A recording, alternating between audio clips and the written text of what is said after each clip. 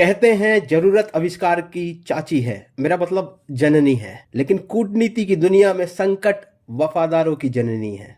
जब दुनिया में बारूद की गंदी वाली महक फैलती है तो भारत के फोन की स्पीड डायल लिस्ट में दो ही नाम चमकते हैं, एक इजराइल और दूसरा रूस। आज ईरान और इसराइल के बीच जो मिसाइलें चल रही हैं, इसका सीधा असर हिंदुओं की रोटी और मियाँ लोगों की बोटी पर पड़ने वाला है। दरअसल जिस मिट्टी से अनाज निकलता है उस मिट्टी की जान यानी फर्टिलाइजर का रिमोट कंट्रोल आज भी उन देशों के हाथ में है जो खुद जंग के मैदान में कूदे हुए हैं। अब हमारे यहाँ कुछ लिबरल चाचा और फेसबुक के एक्सपर्ट ज्ञान की पोटली खोलेंगे कि भाई युद्ध तो वहां हो रहा है, हमें क्या। अरे यार जा, नहीं बता रहा, जो कर रहा है कर ले।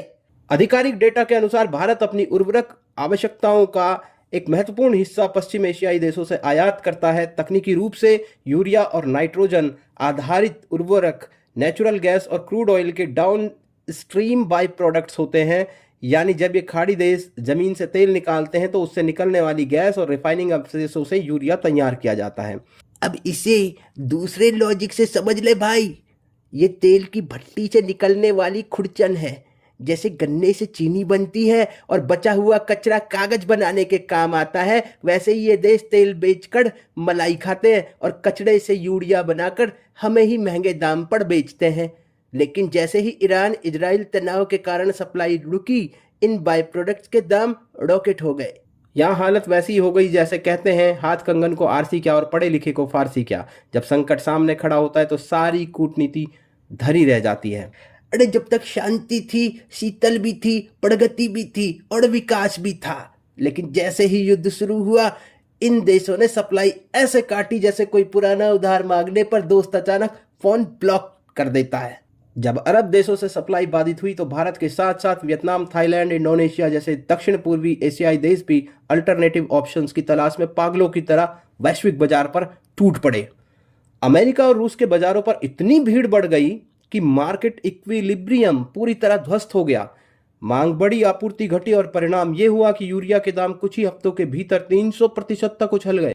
भारत सरकार इस समय फर्टिलाइजर सब्सिडी के लिए अपनी तिजोरी के दरवाजे खोल चुकी है ताकि किसान पर सीधा बोझ ना पड़े। लेकिन अंततः यह टैक्स पेयर यानी आपकी और मेरी मेहनत की कमाई है।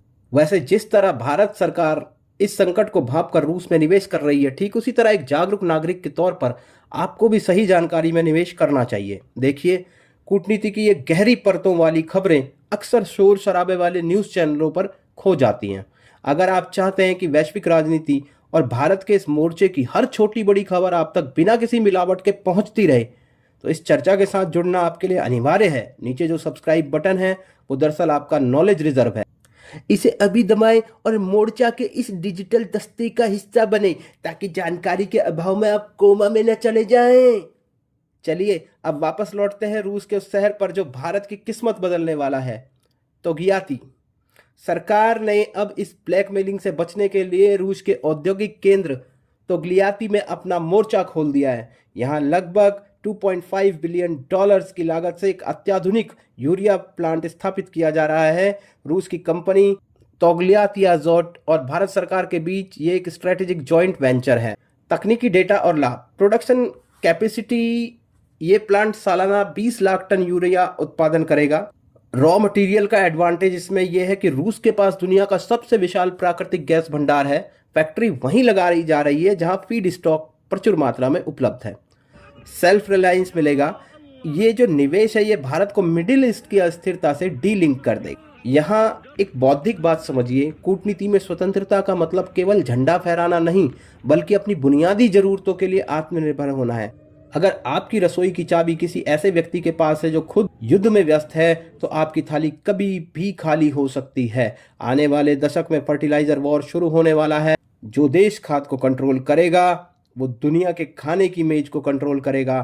तो गियाती की ये फैक्ट्री सिर्फ एक औद्योगिक इकाई नहीं बल्कि यूरेशिया में भारत का ऐसा स्ट्रेटेजिक असेट्स है जो आने वाले 50 सालों तक भारत की खाद्य सुरक्षा सुनिश्चित करेगा। अंततः भारत ने यह साबित कर दिया है कि हम केवल उपभोक्ता नहीं बल्कि अब वैश्विक उत्पादक बनने की राह पर हैं। रूस में $2.5 बिलियन का यह दाव आने वाली पीढ़ियों की थाली की सुरक्षा का बीमा है। चाहे ईरान में मिसाइलें चले या रेड सी में जहाज़ों पर हमले हों, तो ज्ञाति से आने वाला यूरिया ये सुनिश्चित करेगा कि भारत के किसान का हल और ट्रैक्टर कभी ना रुके। ये नए भारत की दहाड़ है। हम अपनी सीमाओं की सुरक्षा नहीं बल्कि अपने हक का निवाला दुश्मन के हलक से खींचना जानते हैं। तो ज्ञाति तो बस एक मोहरा है, पूरी बिसात अभी बिछनी बाकी है। धन्यवाद।